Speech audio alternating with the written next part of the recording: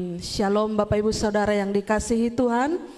Mari bersama-sama kita mau membaca firman Tuhan yang sudah ditetapkan untuk kita baca dan renungkan pada hari Minggu ini di dalam Injil, di dalam surat Paulus kepada jemaat yang ada di Filipi. Filipi pasal 1 ayatnya yang ke-19 sampai 26. Filipi pasal 1 sampai ayat 19 sampai 26 saya akan membacakannya bagi kita semua. Karena aku tahu bahwa kesudahan semuanya ini ialah keselamatanku oleh doamu dan pertolongan Roh Yesus Kristus. Sebab yang sangat kurindukan dan kuharapkan ialah bahwa aku dalam segala hal tidak akan beroleh malu, melainkan seperti sedia kala. Demikian pun sekarang Kristus dengan nyata dimuliakan di dalam tubuhku, baik oleh hidupku maupun oleh matiku. Karena bagiku hidup adalah Kristus dan mati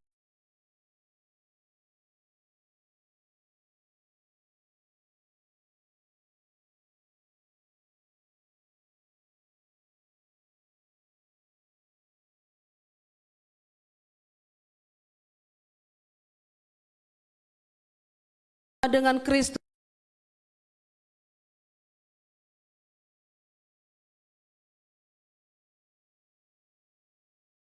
Ini taulah aku akan tinggal dan akan bersama-sama lagi dengan kamu sekalian, supaya kamu makin maju dan bersukacita dalam iman, sehingga kemegahanmu dalam Kristus Yesus makin bertambah karena aku, apabila aku kembali kepadamu. Bapak Ibu Saudara yang dikasihi oleh Tuhan Yesus Kristus, tema kita hari ini adalah untuk apa aku hidup. Untuk apa aku hidup?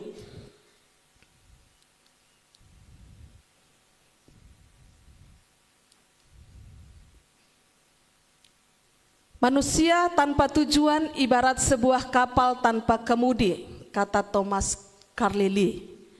Bapak Ibu Saudara, segala sesuatu yang diciptakan pasti punya tujuan.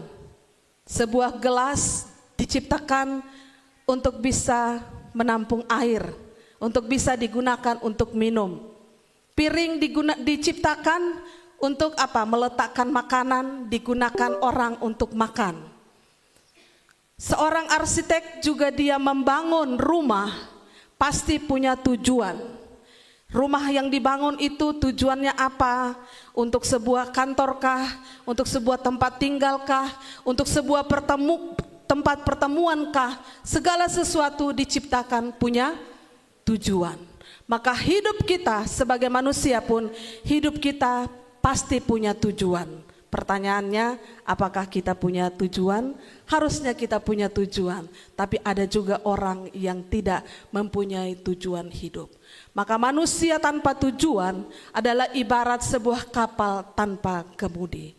Bapak Ibu Saudara yang dikasihi Tuhan, ada sebuah buku yang ditulis oleh Rick Warren. Di dalam buku itu dia memberikan catatan-catatan yang penting. Bagaimana kehidupan seseorang itu digerakkan oleh sesuatu. Setiap kita itu, kehidupan kita itu didorong, dikendalikan, dipimpin oleh sesuatu. Maka dia mengulas ada 5 hal Bapak Ibu Saudara. Kehidupan yang digerakkan oleh rasa bersalah. Ini yang pertama. Orang yang hidup digerakkan oleh rasa bersalah. Orang-orang seperti ini menghabiskan seluruh hidup mereka dengan berlari dari rasa penyesalan. Mereka menyembunyikan rasa malu mereka. Mereka menyembunyikan perasaan mereka. Mereka dimanipulasi oleh ingatan-ingatan pada masa lalu. Dan mereka pun membiarkan masa lalu itu mengendalikan kehidupan mereka di saat sekarang. Bahkan juga di masa yang akan datang. Maka Bapak Ibu Saudara, orang-orang yang digerakkan oleh rasa bersalah ini secara tidak langsung mereka sendirilah yang merusak keberhasilan mereka sendiri. Mereka sendirilah yang merusak masa depan mereka karena mereka terus dihantui oleh rasa bersalah. Ini yang pertama. Yang kedua, kehidupan seseorang itu digerakkan oleh kebencian dan kemarahan, ya. Digerakkan oleh kebencian dan kemarahan. Kehidupan yang digerakkan oleh hal ini adalah orang-orang yang memilih untuk mempertahankan kepahitan dan tidak pernah sembuh dari perasaan ini. Mereka adalah orang-orang yang lebih memilih untuk hidup di dalam perasaan kebencian dan kemarahan daripada melepaskan pengampunan kepada orang yang telah menyakiti mereka. Sesungguhnya Bapak Ibu Saudara, kebencian itu sendiri lebih merusak daripada diri kita, merusak diri kita sendiri daripada orang yang kita benci. Sebab orang yang menyakiti kita mungkin sudah lupa akan perbuatan mereka kepada kita. Tetapi kita lebih memilih masih hidup di dalam ketersiksaan, ya, dengan terus memikirkan tersiksa dengan ulah yang orang lakukan kepada kita. Bapak Ibu Saudara, Kain pernah hidup di dalam rasa bersalah. Akhirnya dia memisahkan dirinya dari Allah.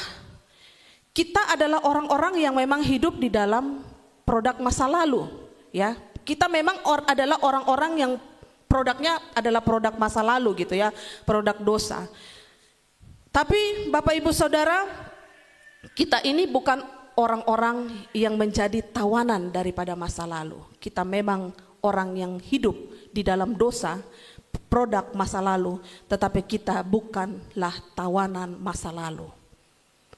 Karena tujuan Allah itu tidak bisa dibatasi di dalam kehidupan kita. Tujuan Allah itu yang paling penting di dalam kehidupan kita, Bapak Ibu Saudara. Karena apa? Tuhan bisa mengubah siapapun, seburuk apapun, sejahat apapun, Tuhan bisa mengubah kehidupan kita. Musa, dia seorang pembunuh, tapi Tuhan bisa pakai dia untuk memimpin sebuah bangsa yang besar. Gideon, dia seorang yang pengecut, tapi Tuhan bisa pakai dia menjadi pahlawan yang gagah berani. Maka Bapak Ibu Saudara, hal ketiga yang mau kita pelajari pada hari ini, kehidupan kita itu digerakkan oleh rasa takut. Orang-orang ada yang memberi diri mereka digerakkan oleh rasa takut. Orang-orang seperti ini adalah orang-orang yang hidup karena trauma. Segala sesuatu yang mereka kerjakan, pergerakan mereka itu adalah dihantui oleh trauma masa lalu, trauma yang pernah mereka alami, atau kegagalan-kegagalan, atau mungkin juga pengaruh daripada didikan orang tua yang overprotective. Jangan ini nak, jangan itu nak, jatuh nak, cantik ini nak. Dan itu juga membentuk dengan tidak sengajanya, itu membentuk pribadi seseorang untuk menjadi seorang yang takut. Seperti itu Bapak Ibu Saudara. Dan ketakutan itu adalah penjara yang kita bangun di dalam diri kita sendiri, yang justru Bapak Ibu itu menghalangi kita untuk menjadi apa yang Tuhan mau di dalam kehidupan kita. Takut ini, takut itu, takut begini, takut di sana. Justru kita memenjarakan diri kita. Nah, kalau saya nanti pergi melayani ke sana nanti seperti ini. Kalau saya jadi begini nanti jadinya begitu. Kita membatasi diri kita memenjarakan diri kita sehingga kita tidak mampu melakukan apa yang Tuhan inginkan di dalam kehidupan kita. Kalau Musa, dia tidak keluar dari zona nyamannya, dia terus menganggap bahwa dirinya tidak mampu, maka dia tidak bisa memimpin sebuah bangsa yang besar masuk ke dalam tanah perjanjian. Kalau Gideon, dia memilih untuk terus takut dan pengecut dan terus bersembunyi, maka dia terus-menerus akan menjadi seorang pengecut. Kalau Yusuf terus-menerus memilih untuk menjadi hidup di dalam trauma dan sakit hati kepada saudara-saudaranya yang telah membuang dia ke dalam sumur yang gelap itu, maka dia tidak akan pernah bisa menjadi seorang pemimpin yang besar. Maka Bapak Ibu Saudara, kita tidak boleh hidup dikendalikan oleh trauma masa lalu. Kita tidak boleh hidup di dalam trauma atau rasa takut yang terus-menerus menghantui kehidupan kita. Karena Tuhan punya tujuan, kita harus hidup bebas dari rasa takut yang menghantui hidup kita. Yang berikutnya Bapak Ibu Saudara, kehidupan manusia menurut Rick Warren itu digerakkan oleh materialisme. Orang-orang keliru dalam memahami arti kebahagiaan dan menjadi lebih bermakna.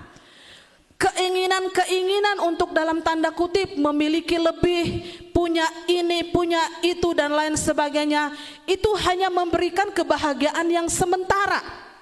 Karena keinginan manusia itu terus-menerus berubah Bapak Ibu Saudara. Hari ini dia sudah punya yang merah, besok dia pengen yang hitam, besok lagi dia lihat yang putih, dia beli lagi, tambah lagi, oh yang biru juga belum ada, yang kuning juga kayaknya bagus. Manusia terus berubah, maka keinginan manusia ingin memiliki sesuatu yang lebih, digerakkan oleh materialisme kita ini tidak membuat hidup kita menjadi bahagia. Nilai diri kita tidak ditentukan oleh apa yang kita pakai, nilai diri kita tidak ditentukan oleh apa yang kita punya, karena semuanya itu Bapak Ibu Saudara hanyalah sementara. Kalau mungkin bilang bahagia, kalau saya punya jam, contoh, saya punya jam harga 1 juta, mungkin saya akan merasa bangga, oh saya punya jam harga 1 juta. Saya bahagia, mungkin saya senang, tapi kebahagiaan itu bukanlah kebahagiaan yang kekal. Tetapi kebahagiaan yang sejati, sesungguhnya itu hanya berasal dari Tuhan. Bukan ditentukan oleh apa yang kita pakai dan apa yang kita punya. Yang berikut Bapak Ibu Saudara, alasan yang diberikan oleh Rick Warren, kehidupan kita manusia digerakkan oleh kebutuhan akan pengakuan. Orang-orang seperti ini selalu khawatir dengan apa yang orang lain pikirkan tentang mereka. Dan mereka membiarkan opini-opini orang mengendalikan kehidupan mereka. Kamu tuh gak cocok pakai baju kuning. Oh, dia pergi ganti pakai baju merah. Dia bilang, apalagi warna merah, kamu gak cocok pakai baju merah. Dia ganti lagi warna hitam. Kamu jelek loh, kulit kamu sudah hitam, kamu pakai hitam, makin gelap. Dia bingung. Hidupnya dikendalikan oleh opini orang. Dia tidak bisa bebas bergerak karena segala sesuatu, kehidupan dia, kebutuhan dia, semuanya dikendalikan oleh opini orang, pengakuan orang. Apa yang dia pakai ingin diakui, apa yang dia punya ingin diakui. Orang-orang seperti ini hidup di dalam kekhawatiran sepanjang hari. Karena mereka takut, kalau saya pakai baju kuning nanti dibilangnya saya tidak cantik. Kalau saya pakai baju merah, saya takut saya tidak dikatakan menarik. Seperti itu Bapak Ibu Saudara. Nah, kita kembali kepada tema. Untuk apa aku hidup? Untuk apa aku hidup Bapak Ibu Saudara? Jika kita tidak menyadari bahwa kita adalah orang-orang yang dipanggil oleh Tuhan, maka Bapak Ibu Saudara, kita pasti akan menjadi orang-orang yang selalu komplain kepada Tuhan. Betul?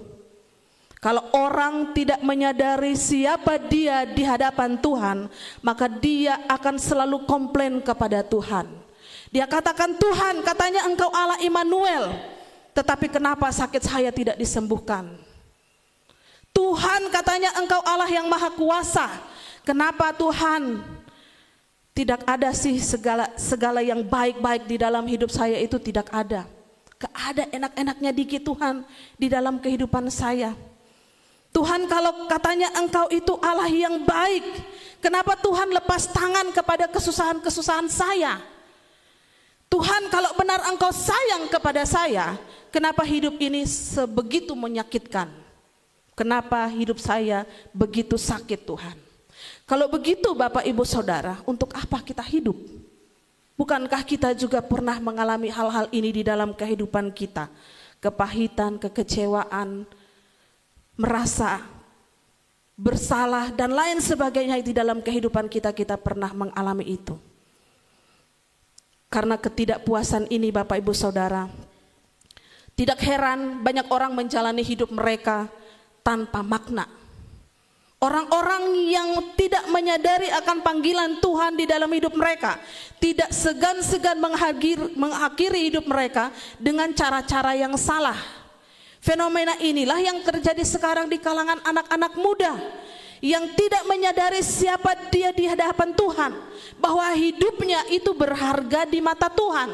Sedikit saja persoalan dengan pacar, budir. Sedikit saja persoalan dengan pekerjaan, tidak segan-segan mengakhiri hidup dia. Maka Bapak Ibu Saudara yang dikasihi oleh Tuhan Yesus Kristus, hidup kita adalah kehidupan yang didesain dengan dahsyat dan ajaib oleh Tuhan kita Yesus Kristus. Kata pemazmur di dalam Mazmur 139 ayatnya yang ke-16 mengatakan bahwa selagi aku bakal anak, artinya sebelum kita itu dilahirkan ke dalam dunia, Tuhan itu sudah kenal kita Bapak Ibu Saudara. Tuhan itu sudah kenal kita sebelum kita menjadi bakal anak. Itu kata firman Tuhan. Hidup kita itu didesain oleh Allah untuk satu pekerjaan yang mulia, untuk satu pekerjaan yang bukan main-main Bapak Ibu Saudara. Bukan berdasarkan siapa kita, lahir dari keluarga mana, bukan karena kebaikan-kebaikan kita, tapi Tuhan memilih kita, memanggil kita karena kasih karunia Tuhan yang telah memanggil kita, bukan dengan panggilan-panggilan biasa-biasa, tetapi firman Tuhan mengatakan Tuhan memanggil kita dengan panggilan yang kudus. Luar biasa sekali Bapak Ibu Saudara. Dan Paulus, dia menerima panggilan Allah ini di dalam perjalanan dia menuju ke Damsyik. Dulu dia seorang penganiaya jemaat Tuhan, tetapi dalam perjalanan ke Damsyik, dia tidak dapat mengelak lagi daripada Tuhan. Dia tidak dapat lagi lari daripada panggilan Tuhan itu, karena Tuhan punya cara yang ajaib untuk menangkap seorang Paulus yang keras. Tuhan melumpuhkan kekuatan Paulus dengan membuat dia buta selama 3 hari. Maka Bapak Ibu Saudara, hal ini yang disadari oleh Paulus. Panggilan Tuhan ini yang membuat dia sadar bahwa Tuhan itu ternyata begitu sayang kepada dia. Ternyata Tuhan itu memiliki tujuan yang begitu mulia melalui kehidupan dia. Dan dia sadar bahwa dia harus mengambil keputusan untuk mengikut Tuhan sampai selama-lamanya. Maka Bapak Ibu Saudara, sejak pertobatan itu, Bapak Ibu bisa baca di dalam semua surat, semua kisah yang diceritakan oleh siapapun tentang pribadi Paulus, bahwa ketika sejak pertobatan itu, dia benar-benar memberikan hidupnya hanya untuk Kristus. Hanya untuk Kristus, tidak lagi untuk dirinya sendiri.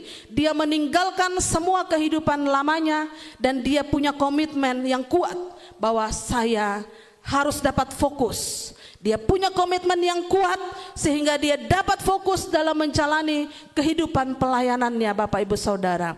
Meski berat, meski ditolak, meski dipenjara, tetapi ia tidak pernah mundur dan menyerah di dalam mengikut Tuhan. Bapak Ibu Saudara, kalau membaca kisah Paulus sangat menarik. Tidak ada sedikit kebahagiaan dari luar yang bisa membuat dia merasa bahagia. Kebahagiaan bagi Paulus adalah ketika orang-orang bertobat. Kebahagiaan bagi Paulus adalah ketika dia bisa memberitakan Injil Tuhan. Kebahagiaan bagi Paulus adalah ketika dia bisa hidup memuliakan Kristus. Bapak Ibu, Paulus adalah contoh seorang yang hidupnya digerakkan oleh tujuan. Hari ini kita belajar dari Paulus bagaimana hidupnya adalah hidup contoh sebuah kehidupan yang digerakkan oleh tujuan. Dia selalu berbicara tentang sesuatu yang akan kita tuju di masa depan. Dia selalu berbicara tentang sesuatu yang akan kita dapatkan di hari yang akan datang, yaitu kekekalan. Dan kunci dalam mencapai tujuan itu, dia selalu mengajarkan jemaat Tuhan untuk tetap fokus pada tujuan Tuhan. Apapun rintangannya, apapun tantangannya, jangan mau terkecoh. Kalau istilah yang keren sekarang, jangan mau kita kena distract gitu ya. Jangan mau, kita harus tetap setia sampai kita mencapai garis finish. Maka itu hari ini kita mau belajar dari kehidupan Paulus, Bapak Ibu Saudara. Paulus di dalam surat yang dia tuliskan kepada jemaat Filipi ini, hal yang pertama yang kita belajar dari Paulus sehingga kita dapat menjawab pertanyaan tadi di tema itu, untuk apa saya hidup? Ini Bapak Ibu Saudara, hidupku untuk memuliakan Tuhan. Ini menjadi komitmen Paulus, sehingga di dalam surat-suratnya dia katakan bahwa bukan aku lagi, manusia lama telah kutinggalkan. Semua kebanggaan, kehormatan, pujian yang dia dapatkan di masa lalu, itu dia katakan sebagai sampah. Karena bagiku Kristus lebih penting, lebih utama di dalam kehidupanku. Maka Bapak Ibu Saudara perhatikan, sejak pertobatan itu, hidupnya dia persembahkan untuk memuliakan Tuhan. Maka di ayat 20, apa yang kita pelajari dari sebuah kehidupan yang memuliakan Tuhan itu? Ayat 20 dia katakan, ia menjaga kesaksian hidupnya di dalam segala hal. Sebab yang sangat kurindukan dan kuharapkan ialah bahwa aku dalam segala hal tidak beroleh malu. Kalau di dalam Alkitab firman Allah yang hidup diterjemahkan, saya tidak melakukan sesuatu yang mendatangkan aib. Artinya Bapak Ibu Saudara, dia menjaga kekudusan hidupnya setiap hari. Apakah seorang Paulus tidak pernah bergumul dengan dosa lamanya? Pernah Bapak Ibu Saudara, dia pernah katakan bahwa sebenarnya saya pengen melakukan yang baik, tetapi dorongan di dalam diri saya ini sebenarnya adalah melakukan yang tidak baik. Tapi Bapak Ibu Saudara, kekuatan Tuhan lebih besar, sehingga membuat dia tetap bisa menjaga kesaksian hidupnya di dalam segala hal, dan tidak melakukan segala sesuatu yang memalukan Tuhan, yang membuat Tuhan malu, atau yang juga mempermalukan dirinya sebagai pengikut Kristus. Di ayatnya yang ke-20, dia katakan bahwa Kristus dimuliakan melalui kehidupan saya. Hidup saya adalah untuk memuliakan Tuhan. Hidup saya untuk kemuliaan Tuhan. Maka Kristus harus dimuliakan di dalam kehidupan saya. Baik itu saya hidup untuk Kristus. Baik saya mati, hidup saya juga harus dikenang sebagai seorang pengikut Kristus yang setia. Maka Bapak Ibu Saudara, sampai di titik terakhir, sampai dijatuhkan hukuman bahwa dia harus dihukum mati, sampai di titik itu pun Bapak Ibu Saudara, dia tidak pernah menyangkal Tuhan. Karena dia katakan, saya hidup maupun saya mati, Kristus harus dimuliakan melalui hidup saya. Orang-orang harus melihat. Dia katakan juga di dalam suratnya bahwa saya ini adalah surat yang terbuka, yang orang bisa lihat, yang orang bisa baca, yang orang tidak bisa komplain, karena hidup saya adalah menggenapi apa yang kurang di dalam penderitaan Kristus. Maka Bapak Ibu Saudara, ketika saya sharing tentang firman Tuhan ini bersama suami, saya katakan, sejak saya bertobat, cerita kisah Paulus kalau diurutkan ya Bapak Ibu Saudara, kayaknya dia nomor 2-nya dari Tuhan. Orang yang siap menderita, berkorban demi apapun, demi Kristus. Luar biasa sekali kehidupan Paulus Bapak Ibu Saudara. Yang berikut kita lihat di dalam ayat yang ke-21, seluruh hidupnya dipersembahkan untuk Tuhan. Seluruh kehidupan dia persembahkan untuk Tuhan Bapak Ibu Saudara. Dan di ayat yang ke-21, karena bagiku hidup adalah Kristus dan mati adalah keuntungan. Dia katakan bahwa saya tidak takut menderita bagi Kristus. Karena hidup bagi Kristus adalah sebuah kesenangan. Hidup bagi Kristus, memuliakan Kristus adalah sebuah kebahagiaan. Tetapi jika saya pun harus mati karena dihukum, saya tidak merasa takut karena dia rela menderita bagi Kristus. Bapak, Ibu, Saudara, coba kita tanya kepada diri kita, untuk apakah kita hidup? Untuk apakah saya hidup? Apakah saya sudah mempersembahkan hidup saya sungguh-sungguh untuk memuliakan Tuhan? Di dalam kesaksian hidup saya tiap-tiap hari, dengan komitmen saya kepada Tuhan, dengan kehidupan saya dalam melayani Tuhan, apakah benar-benar saya sudah memuliakan Kristus? Saya sudah menyadari sebagai orang yang benar-benar dipilih, dipanggil untuk melayani Dia, Raja di atas segala raja itu? Bapak, Ibu, Saudara, kita jawab di dalam hati kita masing-masing. Hal yang kedua yang kita belajar daripada kehidupan Paulus, hidupku untuk sesama. Jadi kalau mau dengar tema ini, Bapak, Ibu, Saudara, sepertinya saya mengutip ya tema daripada pemimpin di YPPII, Bapak Petrus Octavianus, yang mempunyai komitmen bahwa hidupnya untuk Tuhan dan sesama. Ini saya dapati di dalam kehidupan Paulus, bahwa hidupnya tidak lagi untuk diri sendiri, tetapi hidupnya dipersembahkan untuk memuliakan Tuhan dan untuk melayani sesama dia. Maka di dalam komitmen dia untuk melayani Tuhan, dia katakan di ayatnya yang berikutnya, tetapi jika aku harus hidup di dunia ini, itu berarti bagiku bekerja memberi buah, di ayat yang ke-22. Saya hidup, kalau saya diizinkan Tuhan untuk hidup, saya tidak mau hidup saya sia-sia. Saya tidak mau hidup saya percuma. Saya tidak mau hidup saya kosong. Tetapi saya mau menggunakan itu untuk memberi buah bagi kemuliaan nama Tuhan. Ketika pelayanan dia di Efesus, ini adalah sebuah perjalanan misi yang kedua, Makedonia, di sana ada kota Filipi. Perjalanan yang kedua ini ke daerah Eropa.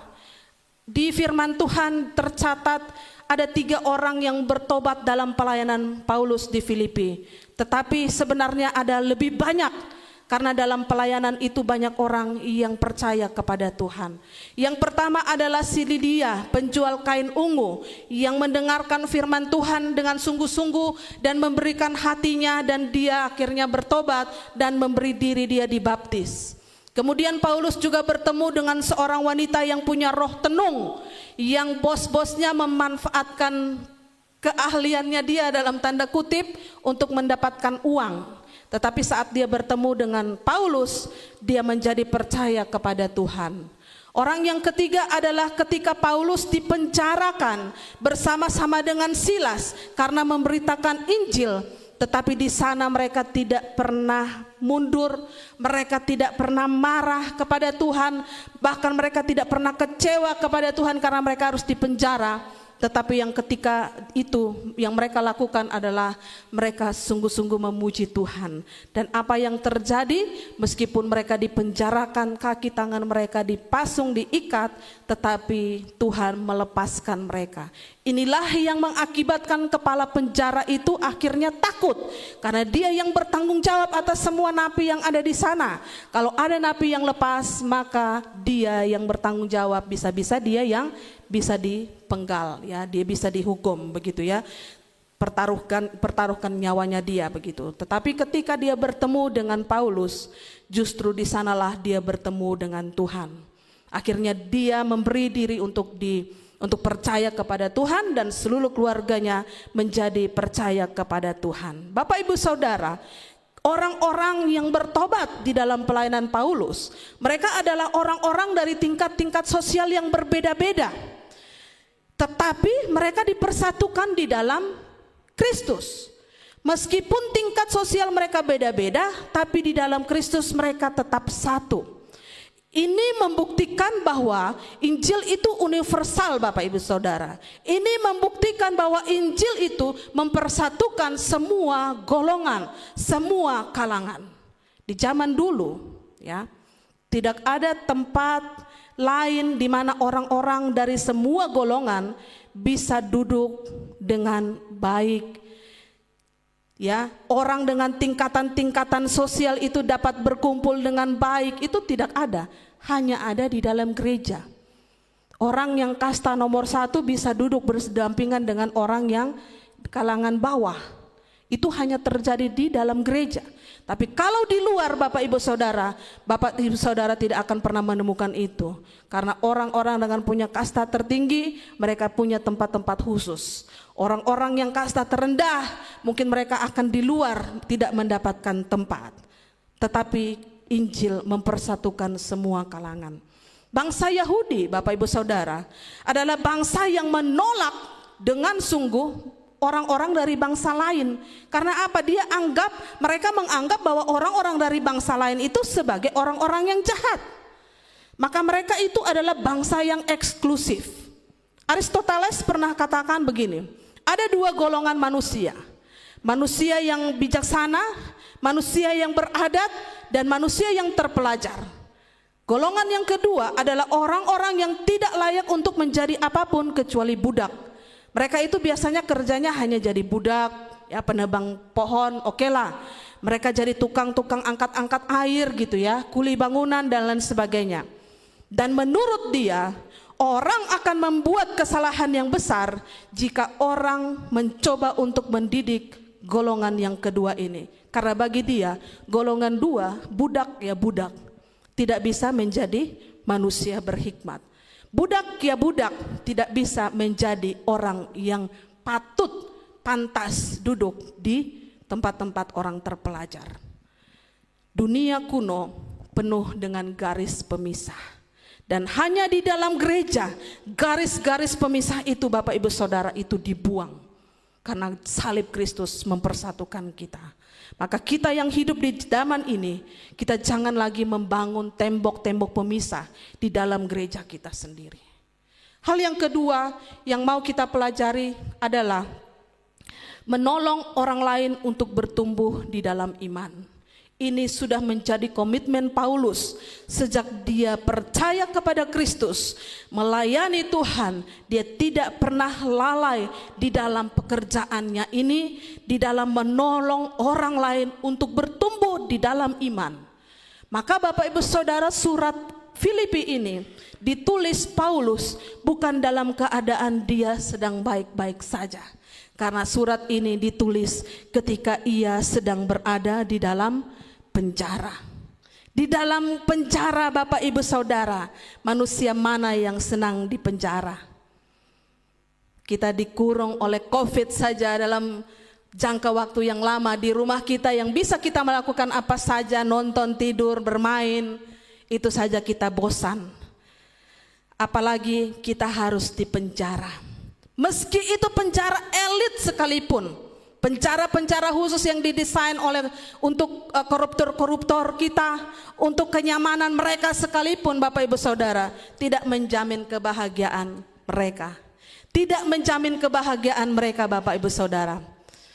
Dan di sini kita melihat hanya Paulus, seorang narapidana yang sungguh berkata bahwa saya bersukacita meski saya di penjara. Bapak Ibu Saudara, kalau kita pelayanan di lapas, kita tanya pertanyaan ini, Bapak Ibu senang di sini? Aduh, kita bisa dilempari. Mungkin minggu depan kalau bisa kita jangan datang lagi, ya kan? Itu pertanyaan yang tidak patut kita pertanyakan kepada orang yang sedang dipenjarakan. Tetapi Paulus, dia katakan, saya bersukacita meski saya di penjara. Dia tulis firman Tuhan ini meski di dalam kita lihat ya, dalam pandangan kita, dia sedang ada dalam penderitaan, tetapi dia tidak menganggap itu sebagai sebuah penderitaan. Dia di penjara sekalipun, Bapak Ibu Saudara, orang-orang yang ada di luar sana masih terus berusaha untuk memberatkan hukuman dia. Dengan cara apa? Di ayat-ayat sebelumnya Bapak Ibu Saudara bisa baca. Orang menyampaikan Injil dengan versi mereka sendiri. Orang-orang ini melayani Tuhan, beritakan Injil dengan dengki, memberitakan Injil karena perselisihan, karena ada maksud-maksud yang tidak baik, dengan hati yang tidak tulus. Kata Paulus, mereka menyampaikan itu untuk memperberat bebanku dalam penjara di ayatnya yang ke-17 bagian akhir, ya. Bayangkan Bapak Ibu Saudara, udah senang sebenarnya kita orang dipenjarakan kan? Kalau memang itu membuat kita senang gitu, kalau dia patut mendapatkan hukuman, tetapi sudah di dalam penjara pun orang masih tetap berusaha memperberat hukuman Paulus dengan cara-cara seperti ini. Tetapi Bapak Ibu Saudara, bagi Paulus, dia tidak pernah memusingkan semua itu, karena bagi dia justru dengan dipenjara Injil semakin maju. Ini yang tadi saya katakan, sukacita bagi Paulus itu bukan apa yang dia pakai, bukan apa yang dia miliki, tetapi dia bahagia ketika Injil semakin maju. Dia sukacita, dia bahagia kalau banyak orang percaya kepada Tuhan. Dia sungguh-sungguh bersyukur bahwa dengan dipenjarakannya dia ini, justru dia tambah berani beritakan Injil. Karena apa Bapak Ibu Saudara, di apa namanya, perikop yang di depan itu, kesaksian Paulus dalam penjara di ayat 14, dan kebanyakan saudara-saudara dalam Tuhan telah memperoleh kepercayaan karena pemenjaraanku untuk berani berkata-kata tentang firman Allah dengan tidak takut. Jadi sungguh satu kebanggaan bagi dia ketika dia melayani Tuhan, melayani sesama, meski dia harus menderita, dia tidak memusingkan dirinya sendiri, karena dia bersyukur bahwa justru karena dia menderita, orang banyak yang bertanya-tanya tentang siapa Yesus itu. Luar biasa Bapak Ibu Saudara. Maka Paulus dia tetap mengerjakan aspek-aspek yang paling penting di dalam hidup dia. Dia tetap mengerjakan hal-hal yang penting di dalam memberitakan firman Tuhan, karena panggilan itu adalah hal yang paling penting. Kristus itu adalah hal yang penting, maka dia tidak pernah bisa digoncangkan oleh apapun. Meski orang menggoncang dia, meski orang ingin menjatuhkan dia, tetapi dia tetap kuat di dalam Tuhan. Dalam satu buku yang saya baca di tulisan Gordon MacDonald, dia menggambarkan tipe-tipe orang yang mengisi lingkup sosial kita. Ada yang namanya OSM. OSM itu adalah orang-orang yang menguras kita, menguras waktu kita, menguras energi kita, yang menuntut keterlibatan kita tiap-tiap hari begitu ya. Itu adalah orang-orang OSM. Ya, orang-orang yang sangat menguras kita. Jadi kalau kita berurusan dengan orang-orang ini nih, setelah itu kita merasa sangat terkuras gitu ya, sangat capek gitu ya, berurusan dengan orang-orang seperti ini. Kemudian ada OSP. OSP adalah orang-orang yang sangat penting. Orang-orang yang sangat penting itu bagi si Gordon ini adalah keluarga kita, sahabat kita, kolega kita, atau mungkin orang-orang yang bagi kita itu punya hubungan yang sangat penting begitu bagi kita. Jadi kalau kita tidak berhati-hati di dalam menyikapi, maka orang-orang yang nomor satu itu, OSM itu, akan menyingkirkan OSP dari kehidupan kita. Kalau kita lebih memilih pusing dengan orang-orang yang selalu menguras waktu kita, energi kita, kalau setelah berurusan dengan orang-orang ini kita capek, maka Bapak Ibu Saudara, orang yang penting bagi kita, keluarga, sahabat dan lain sebagainya macamnya, itu bisa tersingkirkan. Karena mereka yang nomor satu itu lebih mempengaruhi pikiran kita. Tapi yang ketiga, ada yang namanya OPH, adalah orang-orang yang penuh hikmat, yang selalu membawa pengaruh positif di dalam kehidupan kita. Kalau kita selesai ngobrol dengan mereka, maka kita itu selalu dimotivasi, kita selalu disegarkan, dan kita selalu dikuatkan. Karena hanya hal-hal yang positif yang keluar dari pikiran mereka, yang keluar, yang dibagikan melalui mulut mereka. Maka Bapak Ibu Saudara, Paulus, kalau dia mau fokus kepada orang-orang yang memperberat hukuman dia, maka dia akan merasa terkuras. Dia akan melupakan tanggung jawab dia kepada jemaat Tuhan. Karena dia selalu memikirkan kepada hal-hal yang selalu memberatkan hidup dia, yang membebani kehidupan dia. Dia lupa akan sesuatu yang penting untuk kehidupan dia. Maka Bapak Ibu Saudara, untuk memilih hal yang penting, kita yang harus putuskan. Karena ada hal yang penting, ada tujuan yang penting yang mau kita kerjakan untuk kemuliaan nama Tuhan. Bapak Ibu Saudara, Paulus lebih memilih melakukan hal-hal yang bersifat kekekalan. Ini yang paling penting. Saya belajar, Bapak Ibu Saudara juga belajar bahwa kita melakukan hal-hal yang bersifatnya kekekalan. Di saat banyak orang menghabiskan hidupnya untuk melakukan hal-hal yang supaya saya dikenang, supaya saya dihormati manusia, Paulus dia lebih memilih mengorbankan dirinya bagi kemuliaan nama Tuhan. Sebab segala pencapaian yang kita buat selama kita di dunia ini, Bapak Ibu Saudara, itu akan berlalu. Segala kenangan yang kita buat untuk orang-orang yang ada di sekitar kita pun, suatu saat mungkin itu akan dilupakan.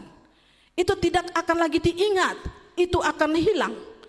Reputasi-reputasi yang kita bangun mungkin suatu saat akan memudar. Pujian-pujian yang pernah kita dapatkan, penghargaan-penghargaan yang pernah kita dapatkan, suatu saat itu akan dilupakan oleh manusia. Tapi buah yang kekal yang kita kerjakan di dalam Tuhan, Tuhan yang akan memperhitungkan. Amin. James Dobson dia pernah mengatakan, dia pernah menulis begini, dia pernah menjadi juara tenis di kampus dia. Jadi waktu dia masih muda, dia bermimpi bahwa saya akan masuk sebuah kampus dan saya pengen menjadi atlet di sana. Dia masuk ke kampus itu dan dia menjadi atlet dan dia akhirnya menjadi juara di kampus dia. Dia sangat bangga ketika dia bisa mewakili kampusnya, mendapatkan piala-piala yang banyak dan itu dipajang di sekolah, ya di kampus. Ya, orang lewat lihat, wah itu di lemari kaca ada pialanya si James Dobson. Bangga sebagai seorang mahasiswa, sebagai seorang atlet. Tetapi Bapak Ibu Saudara, bertahun-tahun kemudian ada seorang yang datang ke rumah dia dan orang tersebut mengantarkan piala daripada James Dobson ini. Lalu si James Dobson menerima piala itu di tangan dia, dia bingung. Kok bisa piala ini ada di tanganmu dan kenapa dikembalikan ke tangan saya? Dan pria itu menjelaskan bahwa dia menemukan piala James itu di tempat sampah. Piala yang tadinya dipajang di lemari yang dipandang oleh semua orang, tetapi pria ini menemukan piala itu di tempat sampah. Ternyata Bapak Ibu Saudara, kampus itu sedang direnovasi dan mungkin bagi mereka piala-piala itu tidak penting lagi. Maka piala-piala itu dibuang ke tempat sampah. Bapak Ibu Saudara, apa yang dulu dipuji, apa yang dulu dipuja-puja, penghargaan yang dia dapat, ternyata orang bisa buang ke tempat sampah. Maka lihatlah Bapak Ibu Saudara, apa yang kita lakukan untuk dunia tidak bersifat kekal.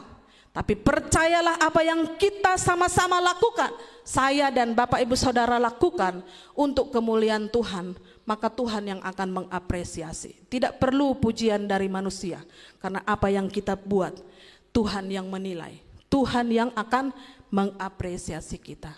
Kiranya firman Tuhan hari ini memberkati kita, dan kita bisa jawab pertanyaan kita di depan, untuk apa saya hidup? Bapak Ibu Saudara bisa jawab, untuk apa saya hidup? Untuk memuliakan Tuhan dan menjadi berkat bagi sesama. Mari kita berdoa. Bapa, kami bersyukur kepada Engkau. Engkau pemilik kehidupan kami. Engkau menjadikan kami begitu dahsyat dan ajaib, sehingga Engkau punya tujuan yang mulia di dalam kehidupan kami. Terima kasih Bapa, Engkau panggil kami dari latar belakang kami, dari masa lalu kami, dari hidup kami yang kotor. Tetapi Tuhan boleh membangkitkan kami Tuhan boleh pakai kami, Tuhan memberikan penghormatan di dalam kehidupan kami untuk melayani Engkau Tuhan Raja di atas segala raja. Terima kasih Tuhan untuk pengalaman Paulus pada hari ini yang boleh kami pelajari. Terima kasih untuk hidupnya yang dapat jadi berkat dari masa ke masa, sehingga kami boleh bagikan ini kepada masa-masa sekarang ini Tuhan, kepada anak cucu kami. Terima kasih Bapa. Kami juga mau berkomitmen mengambil keputusan bahwa hidup kami sudah ditebus, maka hidup kami harus memuliakan Tuhan dan melayani Engkau kepada sesama yang Tuhan percayakan kepada kami, kepada jemaat Tuhan yang Tuhan percayakan kepada kami. Kami mau Tuhan untuk melayani Engkau. Mampukan kami, perlengkapi kami, terus ya Tuhan tambahkan hikmat dan karunia-Mu, talenta-Mu kepada kami semua. Sebab kami orang-orang yang lemah, yang terbatas, tetapi bersama dengan Tuhan kami akan terus dikuatkan, diperlengkapi oleh Roh-Mu. Terima kasih Bapa, di dalam nama Tuhan Yesus Kristus kami berdoa. Amin.